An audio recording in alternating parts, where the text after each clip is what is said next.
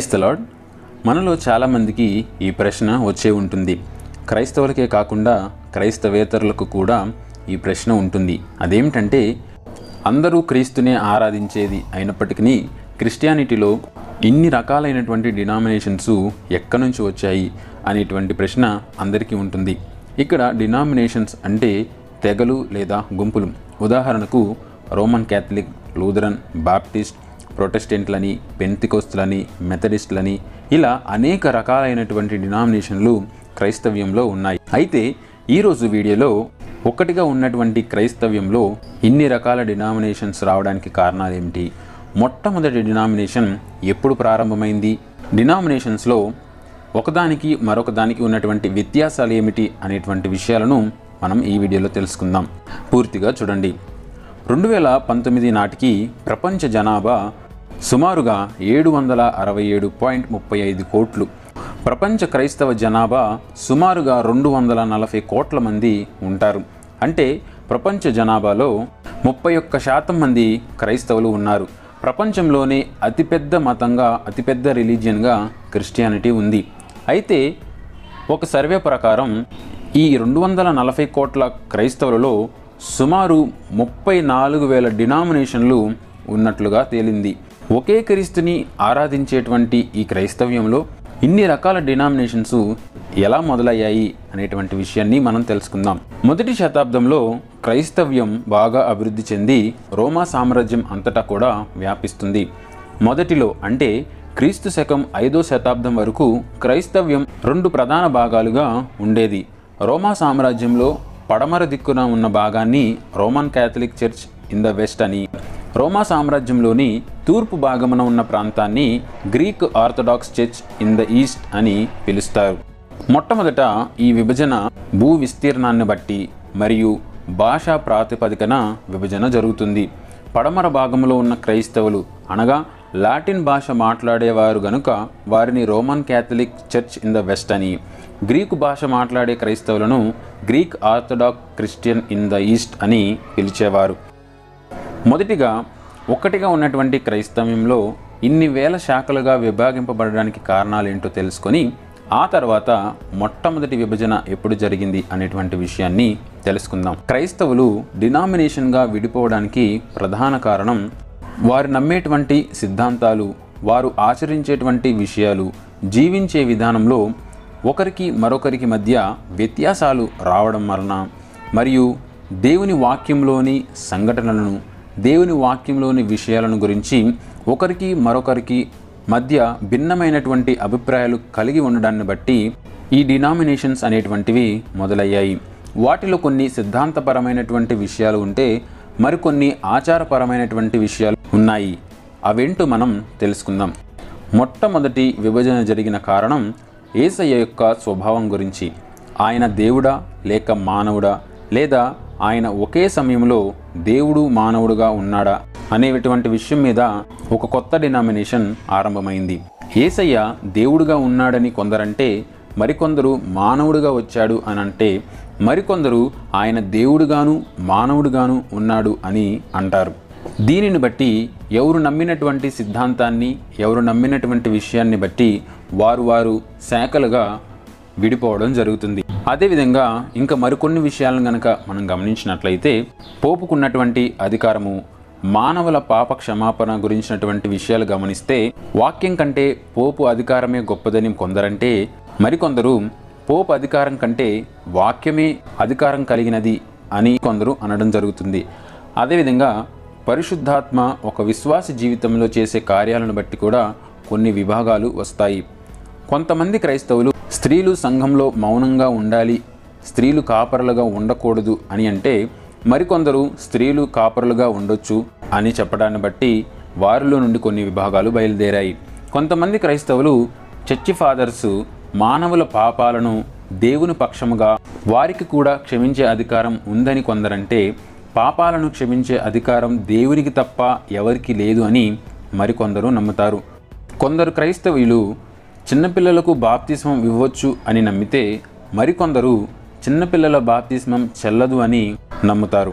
కొంతమంది ఖచ్చితంగా ముంచిన బాప్తిస్మమే తీసుకోవాలి అని అంటే, మరికొందరు చిలకరింపు బాప్తిస్మం ఇచ్చినా పర్వాలేదు అని అంటారు. కొంతమంది ఆరాధన ఆదివారమే జరపాలి అనంటే, మరికొందరు ఆరాధన ఖచ్చితంగా శనివారమే జరపాలి, సబ్బాతు దినాన్ని పాటించాలి అని అంటారు. పరిశుద్ధాత్మ వరాల విషయంలో కూడా కొందరు ఉన్నాయి అంటే మరికొందరు లేవని, ఈ విధంగా అనేకమైనటువంటి విషయాలలో విభేదాలు వచ్చి క్రైస్తవ్యము విభాగాలుగా విడిపోవడం జరుగుతుంది. ఇక సిద్ధాంతపరమైనటువంటి విషయాల్లోనికి వస్తే, కొందరు యెహోవాయే దేవుడు, యేసు దేవుడు కాదు, పరిశుద్ధాత్మ దేవుడు కాదు అని అంటే, మరికొందరు త్రిత్వాన్ని నమ్ముతారు. కొందరు యేసు మాత్రమే దేవుడు, మరికొందరు వీరు ముగ్గురు వేరువేరు అని అంటారు. కొందరు బల్లారాధనలో రొట్టె ద్రాక్షారసం సాదృశ్యాలు మాత్రమే అని నమ్మితే, మరికొందరు రొట్టె ద్రాక్షారసము నిజంగా మాంసము రక్తముగా మారతాయి అని నమ్ముతారు. కొంతమంది కేవలం యేసునందు విశ్వాసమును బట్టి రక్షించబడతారు అని నమ్మితే, మరికొందరు యేసునందు విశ్వాసము మరియు నీతి క్రియల ద్వారా రక్షించబడతారు అని నమ్ముతారు.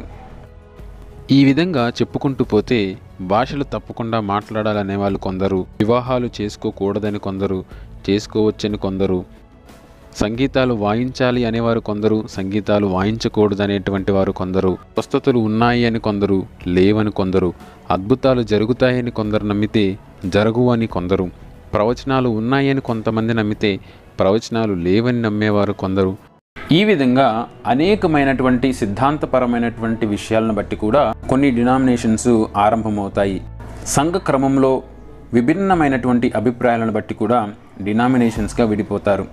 అయితే ఇక్కడ ప్రధానమైనటువంటి సంగతి ఏమిటంటే, ఇన్ని వేల రకాల డినామినేషన్స్ వారు నమ్మేటువంటి విషయాలకు వాక్యంలో నుండి ఏదో ఒక వచనాన్ని ఆధారంగా చూపిస్తారు. వాక్యంలో ఉన్నటువంటి విషయాన్ని సరైన రీతిలో అర్థం చేసుకోలేకపోవడాన్ని బట్టి ఎవరు నమ్మినటువంటి సిద్ధాంతం, వారికి అనుకూలంగా ఉన్నటువంటి సిద్ధాంతంలో వారికి వారుగా ఒక్కొక్క డినామినేషన్గా ఏర్పడతారు. ఈ విధంగా సుమారుగా 34,000 డినామినేషన్స్ ప్రస్తుతం ప్రపంచంలో చూస్తూ ఉన్నాం. అయితే ఇక్కడ మనం ప్రధానంగా గుర్తుంచుకోవాల్సినటువంటి విషయం ఏంటంటే, మనం నమ్మేటువంటి సిద్ధాంతంలో వ్యత్యాసాలు ఉండవచ్చు, కానీ మనం ఆరాధించే దేవునిలో కాదు. మనం నమ్మేటువంటి సిద్ధాంతాన్ని వేరే క్రైస్తవుడు నమ్మలేదు కనుక ఆ వ్యక్తి మనకు శత్రువులాగా భావించకూడదు. సిద్ధాంతాలలో నమ్మేటువంటి విషయాలలో వ్యత్యాసాలు ఉన్నప్పటికీ మనమంతా కూడా క్రైస్తవులమే, క్రీస్తు యొక్క పిల్లలమే. మనమంతా కూడా ఒకటే కుటుంబం. ప్రపంచంలో ఉన్నటువంటి 240 కోట్ల మంది క్రైస్తవులంతా కూడా ఒకే కుటుంబంగా దేవుడు మనల్ని చూస్తాడు. అందుకే యేసు ప్రభువారు భూమి మీద ఉన్నప్పుడు యోహాను సువార్త 17వ అధ్యాయం 14వ వచనంలో ప్రార్థన చేస్తూ, ఆయన యేసయ్య తండ్రి ఎలాగున ఏకమై ఉన్నారో అలాగుననే మనమందరం కూడా ఐక్యత కలిగి ఉండాలి అని యేసయ్య మన కొరకు ప్రార్థించడం జరుగుతుంది. తోటి క్రైస్తవుడు నీ శత్రువు కాదు.